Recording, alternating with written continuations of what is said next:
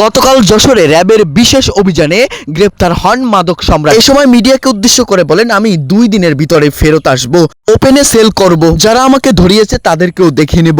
এমন একটি অভিযোগের ভিডিও সামাজিক যোগাযোগ মাধ্যমে ভাইরাল হয়েছে। স্থানীয় সূত্রে জানা যায়, দীর্ঘদিন যাবৎ মাদক সম্রাট তিনি মাদক বিক্রি করে আসছেন এই যশোরে।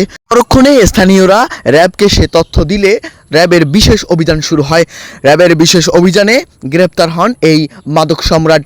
ভাইরালকৃত ভিডিওতে দেখা যায় র্যাবের বিশেষ অভিযানে তারা বেশ খানিকটা দৌড়ে ধরতে হয় এই মাদক সম্রাটকে। তাছাড়া ভিডিওটি সামাজিক যোগাযোগ মাধ্যমে ছড়িয়ে পড়লে শুরু হয় নেটিজেনদের মাঝে আলোচনা সমালোচনা।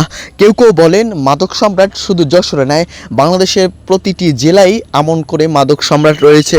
আমরা সবাই সচেতন হলে এবং র্যাবকে বিশেষ তথ্য প্রদান করতে পারলেই আমরা মাদক থেকে মুক্তি পাব। দীর্ঘদিন যাবৎ যৌথ বাহিনীর মাধ্যমে মাদক অভিযান হলেও যারা মূল হোতা তাদেরকে ধরা বেশ কঠিন হয়ে গেলেও এবার এমন প্রশংসনীয় কাজে প্রশংসা করেছে বাংলাদেশ র্যাব সদস্যরা।